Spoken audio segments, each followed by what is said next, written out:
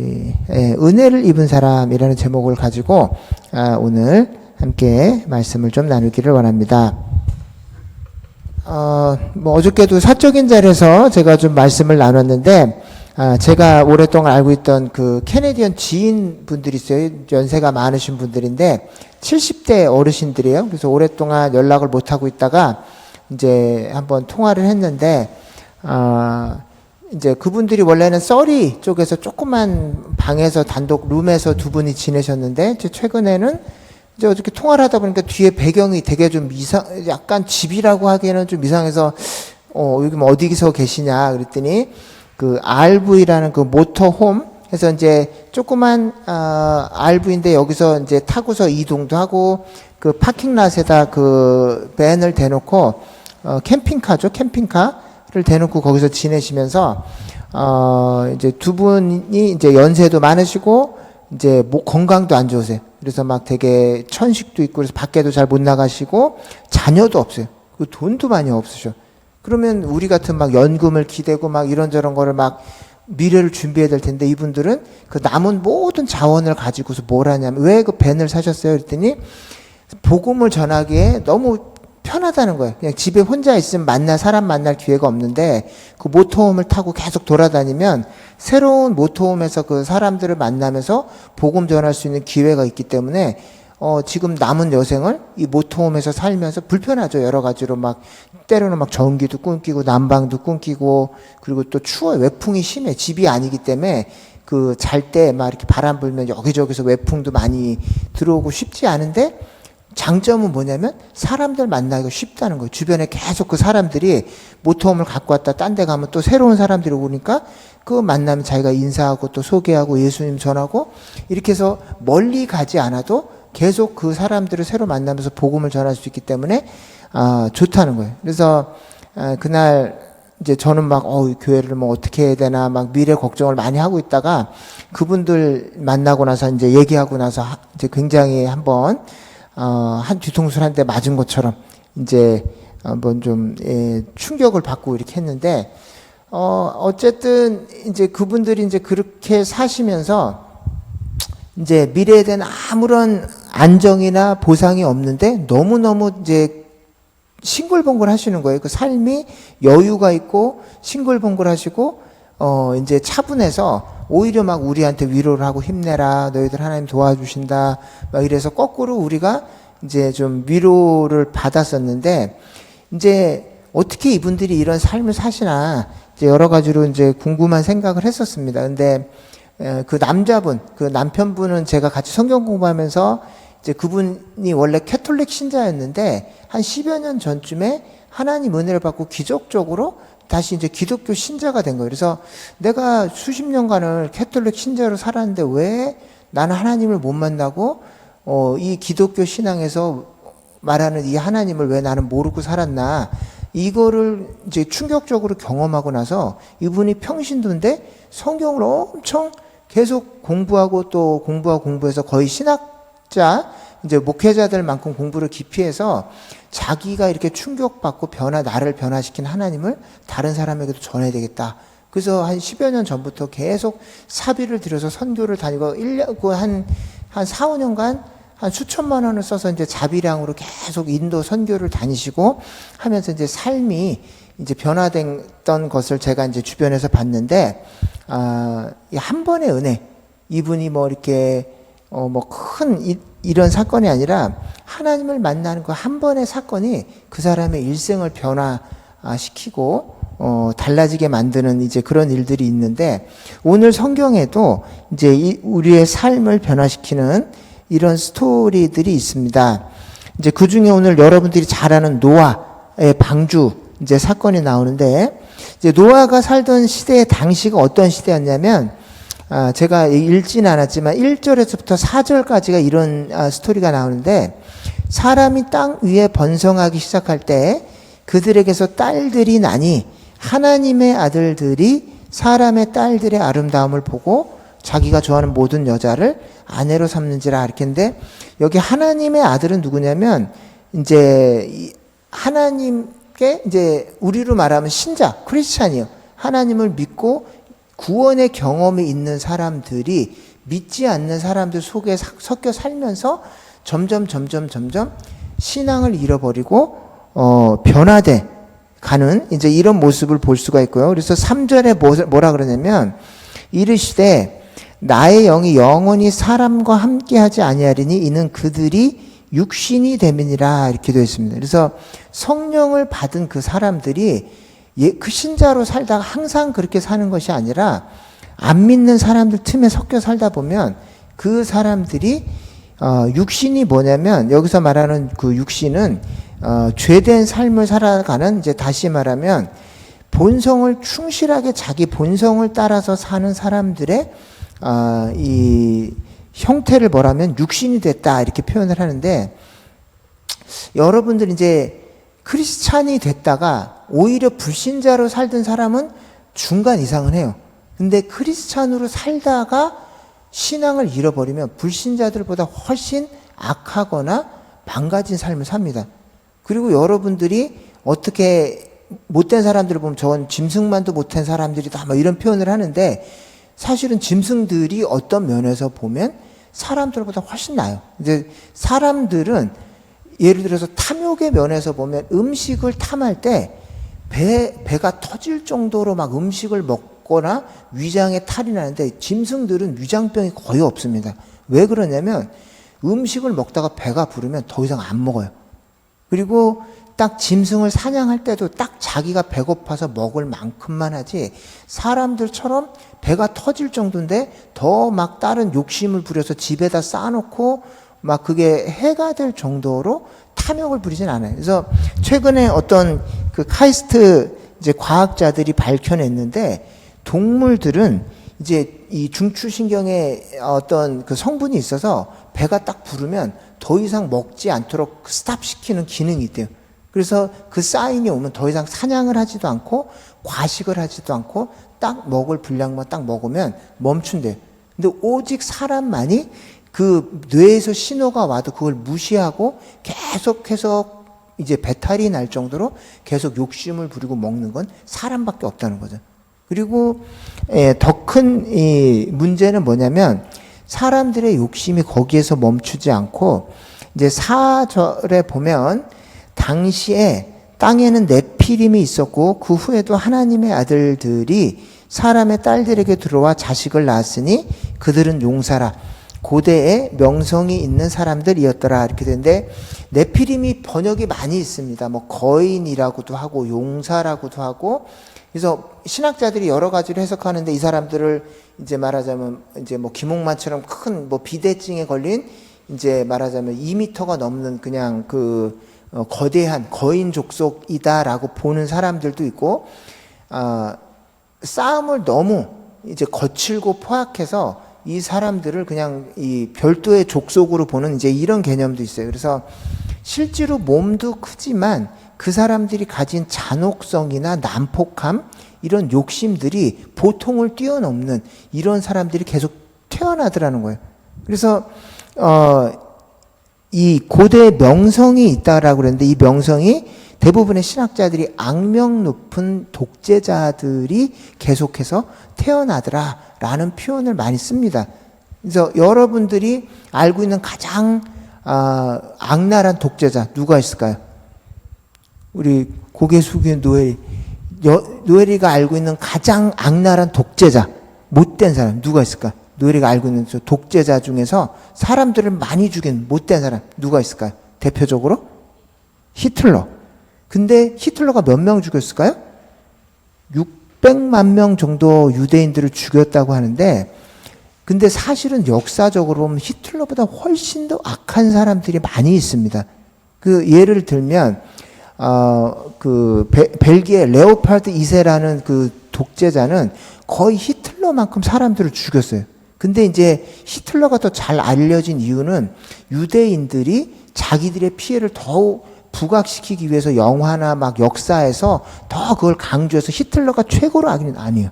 이 콩고를 이 사람이 식민 지배를 했는데 그 고무나무 히틀러는 최소한 자기 나라나 그 독일 민족을 부흥시키기 위해 나는 공익이라도 했는데 그 레오파드 2세는 자기 집 재산을 불리기 위해서 어떤 짓을 했냐면 콩고의 식민지를 개척을 하고 식민지 주민들을 잡아다가 고무나무에서 그 고무를 채취하라고 보냈는데 할당량을 딱 줘. 그래서 만약에 50kg을 따와. 근데 못했어. 한 49kg를 했어. 그럼 어떻게 하면 손목을 하나 잘라요. 그 다음에 또 보냈는데 못 잘라. 그럼 팔을 잘라. 그 사람들 보는 앞에서. 그리고 그 다음에도 못했다? 그럼 목을 잘라서 죽여. 그래서 이런 일들을 계속해서 할당량을 채우고 그래서 이 사람이 있는 동안 수백만 명을 이제 역사적으로 이제 여러 가지 논란이 있지만 그 정도를 죽였고 뭐 때문에? 자기가 그 재산, 식민지 그 콩고 주민들을 푸시해가지고 자기 집 재산을 오직 자기 집 재산을 늘리기 위해서 그 사람들을, 가족들을 갖다가 그 애들 보는 앞에서 부모를 죽이고 가서 너 안 그러면 너 애들 죽일 거야? 그럼 뭐 목숨을 걸고 가서 고무를 채취해 갖고 오는 거죠. 그러니까 이제 그 량을 채울 때까지 막 사람들을 학살하고 죽이고 막 이렇게 했는데 그래서 흑인들한테는 히틀러라 그러면 사실은 뭐 히틀러 말고도 수많은 독재자랑 자기를 죽인 사람들이 많기 때문에 히틀러가 그렇게 나쁜 사람은 아닌 거예요. 그러니까는 그 사람 말고도 너무너무 악한 사람이 많고 또 어떤 그 역사적인 기록에 보면 남미를 개척하러 갈 때 남미의 원주민들을 하도 많이 죽여가지고 그 누구죠? 콜럼버스가 남미를 발견한 이후에 한 100년 사이에 남미의 인구가 1천만 명에서 1천만 명으로 이제 8천만 명의 인구가 1,000만 명으로 줄었대요. 그러니까 한 7천만 명 정도가 급격하게 100년 사이에 줄었는데 그 심지어 얼마나 사람들을 많이 한꺼번에 죽였냐면 이 식민지 개척해서 그 남미 그 원하는 목적지로 찾아갈 때 바다를 항해할 때 나침판 없이도 쥐도 없이도 찾아갈 수 있었는데 어떻게 찾아가냐면 사람들을 그 노예로 잡아가다가 그냥 배에서 죽으면 그냥 바다에 버렸대요. 그러니까 남미 개척지를 찾아갈 때 바다 위에 떨어져 있는 원주민들 시체만 계속 따라가다 보면 남미 그 개척지 목적지에 도착하는 거예요. 그러니까 그런 정도로 이 자기 그냥 돈을 얻기 위해서 사람들을 남미 원주민들을 그냥 무자비하게 계속 죽이는 거예요. 이유 없이. 그래서 자기 말을 따르면 살려주고 안 그러면 그냥 가차없이 죽이는 이런 일들이 그래서 지금 우리 콜럼버스가 위대한 개척자다 뭐 신대륙 개발했다 그러는데 이 사람 한 명이 거기 도착함으로 말미암아서 수천만 명이 떼죽음을 당했어요. 그 사람 그냥 무자비하게 죽이기도 하고 사람들이 죽을까봐 아예 미리 자살한 케이스도 있고 병균을 옮겨갖고 그냥 떼죽음을 당하고 이제 이런 일들이 이제 많이 벌어졌죠. 그래서 이게 고대뿐만 아니라 우리가 살아가는 이 현재 사회에도 그런 그 무자비한 식민지 착취, 그러니까 그때는 네피림이라고도 하고 고대 용사라고 했는데 오늘날에는 이게 이제 거대 국가들이 이제 말하자면 나라를 개척한다는 명분으로 이제 그렇게 사람들을 잡아 죽이고 막 이렇게 했죠. 그래서 최근에 영상을 보니까 이제 러시아가 어디죠? 우크라이나를 침략해서 그 나라에 이제 막 나라를 점령했잖아요. 이유 없이. 근데 이제 휴전 조건이 뭐냐면 현실을 인정한다면 내가 너희들 나라를 점령해서 이만큼 이제 영토가 바뀌었다라는 이 사실을 새로운 현실, 신현실을 네가 인정하면 요 정도에서 전쟁을 멈출게. 그러니까 푸틴이 그 전쟁을 휴전하는 조건을 건데 그게 뭐냐면 내가 지금 니네 나라를 침략했지? 그래서 영토가 지금 러시아 사람들이 들어와 있지? 이걸 인정해 준다면 전쟁을 이제 여기서 정도에서 멈출게. 다시 뭐 영토 회복해라 이런 거 자꾸 요구하지 말고 어차피 현실이 바뀌었잖아. 그러니까 그것도 인정하고 그걸 더 이상 컴플레인 하지 않으면 내가 전쟁 멈춰줄게. 라고 조건을 거는 거죠. 누가 그 조건을 받아들이고 하겠습니까? 근데 너무너무 뻔뻔스럽게 남의 나라를 침략해서 사람들을 죽이고 영토를 침범했는데 이게 지금 새로운 현실이야. 그러니까 너가 이거를 인정하면 이거를 내가 전쟁을 이쯤에서 멈출게 라고 얘기하는 거죠. 그러니까 이것이 너무너무 오늘날 뻔뻔하게 힘 있는 사람들이 살아가는 방식입니다. 그런데 중요한 것은 우리 크리스찬들이 이렇게 바뀐 현실에서 어떻게 우리를 지키면서 살아갈 수 있는지를 오늘 나오는데 창세기 6장 8절에 보니까 오늘 그 뒤에 이제 이런 악한 세상 속에서 한 명이 나옵니다. 그 누구냐면 그러나 노아는 여호와께 은혜를 입었더라 이렇게 되어 있습니다. 이렇게 악한 세상에서 자기를 구별돼서 살 수 있는 방법이 뭐냐면 하나님께 은혜를 입었다는 거예요. 그래서 성경에 은혜가 두 가지 종류가 나오는데 잠깐만요. 하나는 바로 헤세드고 하나는 헨인데 이제 둘 다 은혜와 자비로 번역이 돼요. 근데 헤세드는 뭐냐면 하나님 우리를 구원해 주실 때 조건 없이 이제 우리가 막 별짓 다 하고 거짓말도 하고 하나님 모른다고도 하고 막 배신도 하고 막 형제들하고 싸우고 막 하나님을 실망시킬 하나님께 구원받을 만한 아무런 조건이 없는데 하나님 그걸 눈 감아 주셔. 내가 너 이런 죄가 있지만 아무런 내가 조건을 묻지도 않고 따지지도 않고 내가 널 구원해 줄게. 이게 일방적인 은혜예요.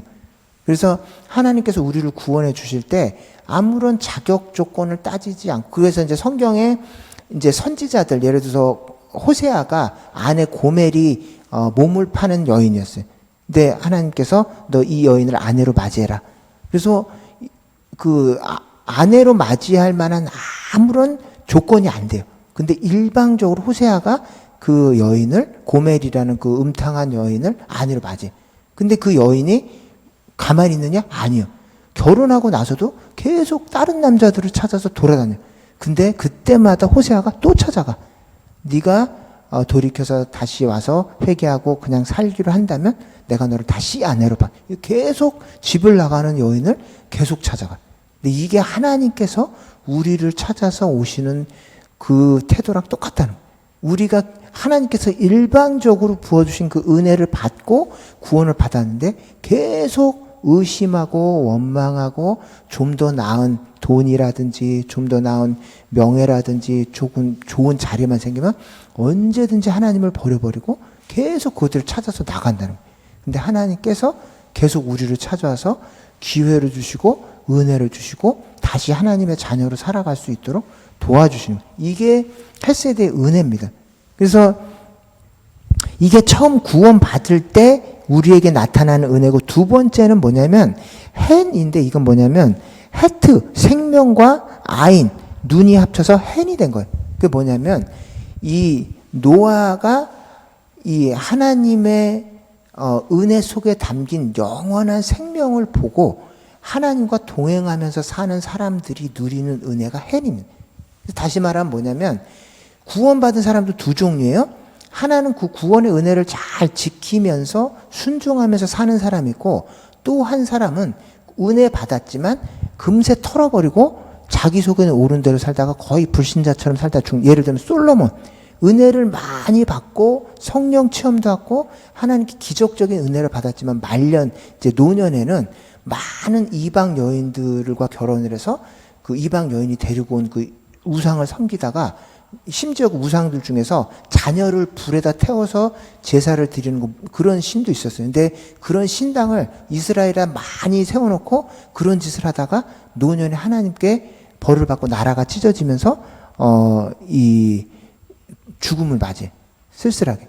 이제 그렇게 되는 케이스도 있고 노아처럼 은혜 받고 죽을 때까지 계속 하나님과 깊이 교제를 하면서 동행하다가 하늘나라 가는 사람도 있어요. 대표적으로 아브라함, 모세, 노아 이런 사람들이 하나님께 헤세드를 받고 그 다음에도 헨이라는 그 은총과 총애를 받으면서 계속 살아간 사람들이 있어요. 그래서 이 헨은 솔로몬이나 다른 케이스는 잘 안 나요.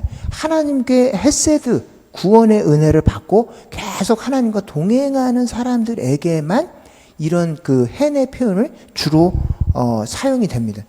그래서 이 노아가 아까 이제 은혜를 받은 사람과 이 불신자들의 결정적인 차이가 뭐냐면 하나님께서 비상식적인 우리에게 요구나 기대를 하실 때에도 계속 그 기대에 부응하면서 살아가요.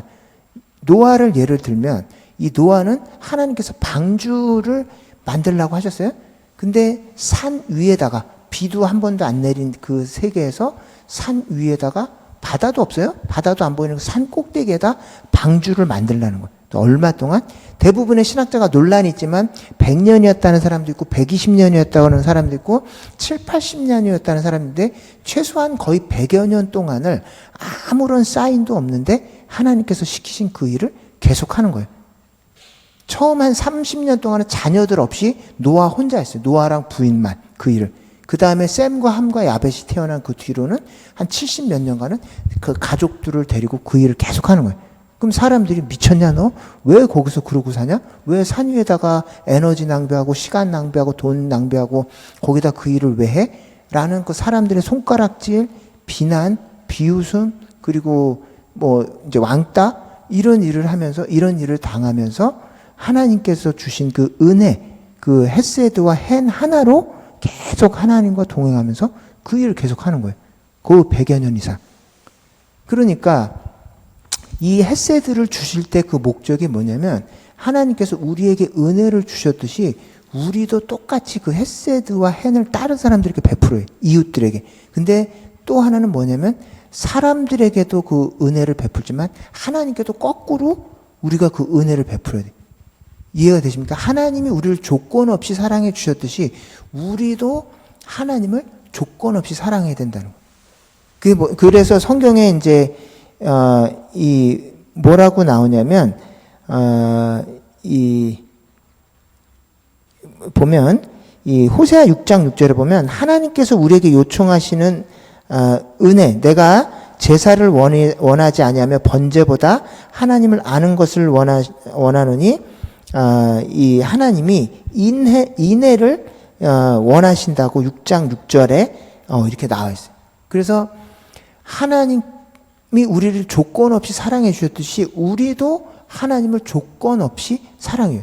잘해 줄 때만 사랑하는 게 아니라 하나님께서 우리를 섭섭하게 하실 때 우리가 막 기도했지만 응답이 잘 안 될 때 열심히 하나님을 위해서 살지만 결과물이 안 좋을 때도 여전히 하나님을 우리가 계속 사랑해 주기를 막 예배 잘 드리고 막 통성기도하고 부르짖고 목소리 쉬고 막 멀리 선교 나가고 이런 거 하기 전에도 하나님께서 내 마음을 섭섭하게 하시고 막 기도를 했지만 응답이 잘 안 되고 나를 실망시킬 때도 그때도 여전히 하나님을 사랑해야 된다.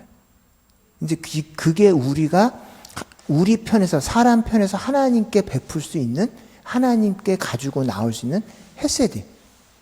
그래서 이제 지난주에 이제 아내랑도 얘기는 저도 이제 개척교회를 하고 처음에 교회를 개척할 때 개척하면 교인들이 막 구름대처럼 몰려올 줄 알았어요. 막 하면 막 어린이 다음 세대도 하고 뭐 이런 교육 프로그램도 있고 그러니까 교인들이 오겠지 했는데 안 와. 한 6개월 지났는데 안 와. 1년이 지나면 1년 정도 하면 되겠지 안 와. 그리고 작년에 우리가 이제 연말에 기도 제목이 5가정 이상 하나님 전도해서 이제 오게 해주시겠죠 하고 이제 송년 기도 모임 때 송구영신 예배 때 막 하는데 전혀 변화가 없어요. 한 가정 왔다가 오늘 안 나오셨어요. 그래서 이런 여러 가지인데 이제 2년 정도 되니까 감사보다는 이제 마음의 섭섭함이나 하나님 왜 이러시죠? 하나님 위해서 사는데 왜 이렇게 변화가 없죠? 하는 이제 마음의 서운함과 섭섭함 뭐 이런 것들이 있어요. 근데 이제 이게 기도하고 하나님 앞에 이제 말씀을 보는데 하나님께서 이런 마음을 주시는 거예요. 얘야, 김 목사, 내가 너 이렇게 섭섭하게 해도 너 여전히 나 사랑할 수 있냐? 네가 교회가 부흥이 안 되고 뭔가 길이 막히고 뭔가 뜻대로 잘 안 되고 네 마음이 계속 이렇게 섭섭한데 이렇게 섭섭하게 하는 나를 네가 여전히 사랑할 수 있니? 하고 물어보시는 거예요. 그래서 하나님 쉽지는 않습니다. 근데 하나님께서 제게 그런 거를 원하신다면 부흥 잘 되고 내 뜻대로 될 때도 하나님 사랑하지만 이렇게 내가 너 마음에 섭섭함을 주고 뜻대로 되지 않을 때도 그때도 여전히 네가 날 사랑할 수 있니? 하나님께서 이걸 물으신다면 이걸 기대하신다면 하나님 이 기간에 어쨌든 개척교회가 몇 년이 더 될지 얼마나 길어질지 모르겠지만 그때도 제가 여전히 하나님 사랑하겠습니다 라고 마음속으로 이제 대답을 하고 났더니 굉장히 정말 말로 표현할 수 없는 평안이 밀려오는 거예요. 하나님 교인도 없고 때로는 이제 우리 가족만 예배 드려야 되고 그리고 이제 좀 교회를 옮기려고 여기저기 찾는데 교회가 안 나요. 그리고 이제 교회를 이제 찾아야 되는데 막 부흥해서 많은 교인들을 데리고 찾는 거하고 그냥 2년째 했는데 계속 제자리 걸으면서 또다시 이걸 원점부터 또 해야 되는 이 상황하고 다르잖아요. 근데 하나님께 이제 마음속에 저도 모르게 하나님 2년 동안 열심히 했는데 예를 들어서 교인이 막 수십 명 돼서 정말 앉을 자리가 없어서 또다시 더 넓은 자리를 찾는 것과 이제 거의 2년 동안 했는데 똑같은 멤버들을 가지고서 또 그냥 스몰 스튜디오 하나에서 찾아서 똑같이 또 이거를 원점부터 또 해야 됩니까 하나님? 했을 때 너 섭섭하니? 그래도 이 섭섭한 이 상황에서 이 상황을 준 나를 네가 계속 사랑할 수 있니? 라고 이제 물어보시는 거예요. 근데 이제 하나님께서 우리에게 은혜를 베풀어 주실 때는 잘할 때도 하나님을 사랑하지만 우리가 힘들 때 우리를 힘들게 하고 절망 가운데 데려가고 앞이 보이지 않을 상황에 우리를 내버려 주실 때도 너 여전히 나를 사랑할 수 있니? 하고 하나님 물으시는 거예요. 근데 이 노아는 yes 하고 응답했습니다. 그래서 120년간을 아무런 사인도 없이 비 한 방울 안 내렸어요. 비 한 방울 안 내리는 그 120년간의 긴 기간을 그 방주를 만들었는데 방주가 이 40일 동안 배가 내리고 150일 동안 물이 차 있었기 때문에 거의 한 200일 동안을 떠 있었어야 되는데 만약에 방주 칠하다가 역청을 다 구석구석 칠하란다. 내가 비도 안 왔는데 못 얼어 이걸 계속 꼼꼼하게 하고 어디 구멍 하나만 이게 슬쩍 대충 했더라면 200일 동안을 방주가 떠 있을 수가 없어요. 비가 왔을 때 한 70일 됐을 쯤에 막 물이 새고 난리가 났겠죠. 막 바다에 깔아앉고 막 보수하고 난리가 났을 텐데 200일 동안 전혀 문제없이 그 수많은 동물들을 태우고 식구들을 태우고 물이 샜더라 이런 말이 안 나와요. 그 폭풍이 치고 이게 전 세계가 물에 잠길 정도면 얼마나 파도가 심했겠습니까? 그러니까 일로 절로 막 배가 막 뒤집히려고 그러고 막 물이 파도가 쳐서 벽을 때리고 했지만 물이 한 방울 샜다라는 그 표현이 없어요. 그러니까 이 120년간을 노아가 그 일을 굉장히 꼼꼼하게 구석구석 다 일을 했다는 거예요. 식구들을 데리고. 근데 그게 뭐냐면 그만큼 하나님과 동행하며 아픔 보이지 않고 왜 배를 만들려고 그러는지 이유는 알 수 없었지만 하나님께서 원하시는 일이라면 제가 꼼꼼히 하겠습니다. 라고 그 나무를 갖다 놓고 나무를 나르고 빈틈 하나 없이 계속해서 그 역청을 칠했다는 거예요. 그러니까 하나님께서 그 노아를 바라보시고 노아를 기뻐하시고 그 노아를 통해서 사람들을 구원할 수 있는 그 길을 여셨다는 거예요. 이 헤세드 은혜를 가지고서 이제 우리가 살아가게 만드는 가장 큰 원인이 뭐냐면 하나님을 사랑하는 그 동기가 우리가 세상을 사는 가장 큰 원동력인데 사단이 그거를 뺏으려고 그래요. 우리가 성과를 많이 올리고 재능이 있는 게 아니라 우리 마음에서 그 하나님을 사랑하는 그 마음만 쏙 빼버리면 무슨 짓을 해도 그게 신앙생활이 아니에요. 어떤 봉사를 하고 어떤 헌신을 해도 그게 자기 자랑이지 그걸 신앙생활이라고 부를 수가 없어요. 하나님 앞에 나중에 가지고 갈 게 아무것도 없는 거예요. 깡통이죠. 그래서 사단이 우리에게 찾아와서 가장 뺏어갈 수 있는 가장 귀한 것 중에 하나가 뭐냐면 하나님을 사랑하는 마음입니다. 그래서 몇 년을 신앙생활하고 몇 년을 목회했든지 그게 하나님을 사랑하는 마음 없이 그냥 했다면 그냥 내 자랑이요, 내 커리어고 내 그냥 그 개인적인 야망을 위해서 한 거지 그걸 하나님 앞에 나중에 가지고 갈 수가 없어요. 그래서 중요한 게 뭐냐면 우리가 몇 년을 목회하고 몇 년을 신앙생활하고 몇 년을 교회 다녔든지 그게 하나님 사랑하는 마음 때문에 그 일을 했는지 안 했는지가 그게 가장 중요한 시금석입니다. 우리의 신앙생활에. 그래서 2023년이 이제 시작됐는데 우리가 여러 가지 계획과 신년 레졸루션이라고 그러죠. 신년 목표를 세우는데 그 목표가 하나님 사랑하는 마음 가지고 하나님께 무조건적인 사랑을 받았기 때문에 저도 하나님 제게 어떤 대우를 해주시든지 저는 여전히 하나님 계속 사랑하겠습니다라는 이 마음 가지고 할 때 비로소 그때 하나님께서 우리의 삶에 열매를 주시고 우리 인격의 성장을 가져오고 우리 삶을 변화시키는 거예요. 그래서 우리가 이제 신년을 달려갈 지금 1월 지금 둘째 주 예배입니다. 그래서 여러 가지 개인적인 목표가 있을 텐데 그 목표의 한 중심에 내가 하나님 사랑하는 마음 갖고 영어 공부하고 하나님 사랑하는 마음 갖고 자녀들 돌보고 하나님 사랑하는 마음 갖고 이 목회지를 돌볼 수 있게 해주세요가 우리의 신년 다짐이 됐으면 좋겠습니다. 끝으로 예화 한 가지만 하고 지난번에 이렇게 섬기던 교회에서 이제 나이 드신 목사님이 한번 은퇴하신 목사님이 계셨는데 은퇴하셔서 이제 그나마 좀 재산이 있으셨어요. 근데 계속 신방을 갈 때마다 계속 집이 줄어들어. 처음엔 좀 넉넉한 집이었는데 그 다음 전셋집은 더 줄어들고 그 다음 전셋집은 더 줄어들어서 아니 목사님 왜 어디 무슨 투자하는 것도 아니신데 왜 이렇게 계속 그러세요 했더니 나중에 알고 봤더니 그 목사님이 딸이 있는데 자식이 있어요. 딸인 것 같은데 사고 뭉쳐 막 전과 막 감옥도 왔다 갔다 하고 막 이런데 아버지를 계속 찾아오는 거예요. 목회 은퇴한 아버지를 찾아왔고 돈을 달라고 그러는 거예요. 아빠 나 돈 주세요. 안 주면 나 또 감옥 갈 것 같아. 지금 내가 이렇게 이런 사고를 쳤는데 지금 아빠가 나 돈 안 빌려주면 난 감옥 가요. 그러니까 빨리 있는 돈을 주세요. 그러니까 그 목사님도 알죠. 내가 이 돈 주면 얘가 지금 급해서 온 게 아니라 거짓말이고 이 돈을 좀 다 유흥비로 쓰고 이걸 갖고 못된 짓 하러 돌아다닌다는 걸 다 알아. 그래서 한 번 주고서 이 딸이 그 돈을 어디다 쓰나 봤겠죠. 그러니까 얘가 거짓말로 이걸 어디다 뭐 사업한다 그러고 막 했는데 사실 알고 봤더니 다 유흥비야. 그래서 자기 그나마 노년에 정말 살 수 있는 그 재산 걸 다 팔아서 그 돈을 갖고 그 자식을 준. 그래서 나중에는 내가 신방 가서 마지막 정말로 그 두 분이 있는 그 단칸 정말 그 전셋집이 있었는데 목사님 절대로 딸 찾아오더라도 절대로 이제는 이거는 마지막 생계 수단이야. 목사님 이거 절대로 없다 그러고 못 한다 그러고 뭐라고 혼내서 보내세요. 그랬더니 목사님 알았다고. 근데 그 다음 갔더니 또 줬어. 그 집에 정말로 이제는 그 서민 아파트 저쪽 끝에서 정말로 이 두 분만 해서 나중에는 어디에 돌아가셨냐면은 그 집에 침대가 너무 딱딱해서 힘들다고 나중에 뼈밖에 안 남으셔서 침대가 너무 딱딱해. 그래서 그나마 그 집에서 가장 푹신푹신한 데가 소파였대. 그래서 소파에서 계속 주무시다가 소파에서 돌아가셨어요. 나중에 장례를 치러 갔더니 이렇게 앙상하게 말라갖고 그 소파에서 이렇게 쭈그르고 있다가 이제 돌아가신 모습을 보고 같이 막 그 장로님하고 가서 장례 예배를 준비하고 그러던 기억인데 그 목사님이 돌아가시기 전에 저에게 하신 말씀이 있어요.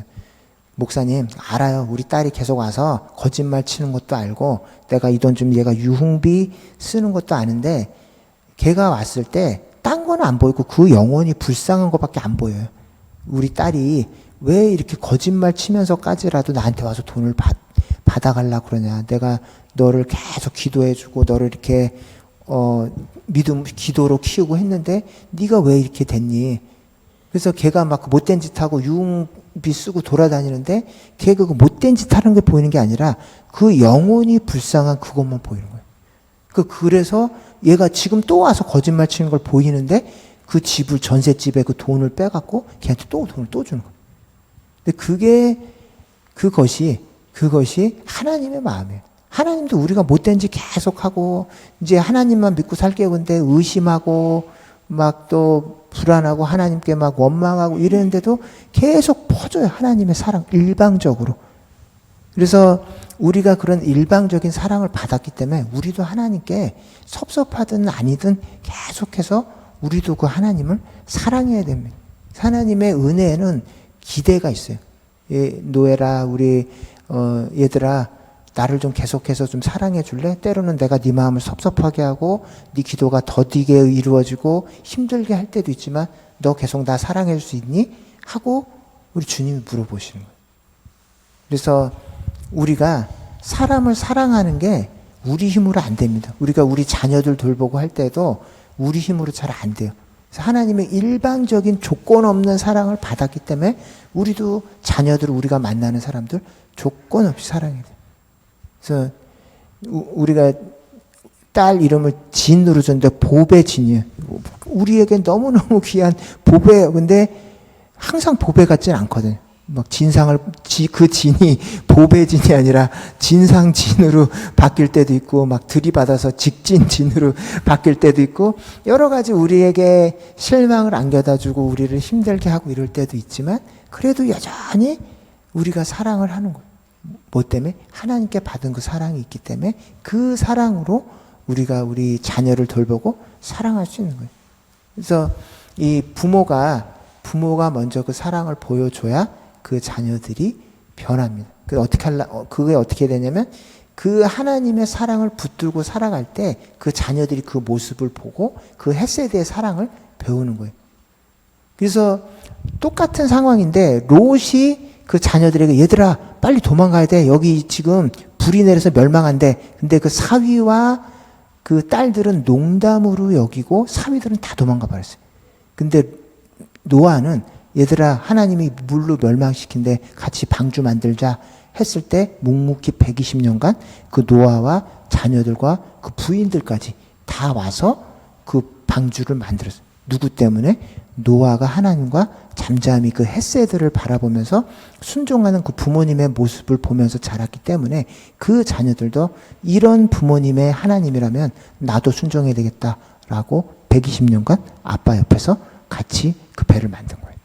그래서 2023년이 이제 시작되는데, 자녀들이 하나님의 은혜를 누구를 통해서 보냐면 부모를 통해서 봅니다. 우리 자신이 하나님을 계속 사랑하고 힘들 때나 가난할 때나 우리 뜻대로 되지 않을 때도 우리를 구원해 준 그 하나님을 계속 사랑할 때 그 부모의 발자취를 따라서 우리 자녀들도 그 하나님의 헷세들을 바라보면서 살아갈 줄로 믿습니다. 우리 새롭게 시작된 2023년 한 해도 하나님의 은혜밖에 우리가 기댈 데가 없어요. 하나님을 조건 없이 사랑해 주시고 조건 없이 우리를 붙들어 주신 그 하나님의 헷세드의 또 해내 그 사랑과 은혜를 바라보시고, 우리가 또 힘들 때도, 돈이 없을 때도, 앞이 보이지 않을 때도, 올 한 해 무슨 일이 벌어질지 모르지만 한 가지 우리가 확신할 수 있는 건, 그때에도 여전히 우리가 하나님을 사랑할 것이라는 그 사실 한 가지를 다짐하고 결심하며 살아가는 저와 여러분이 되시기를 예수님의 이름으로 축원드립니다. 아멘. 기도하겠습니다.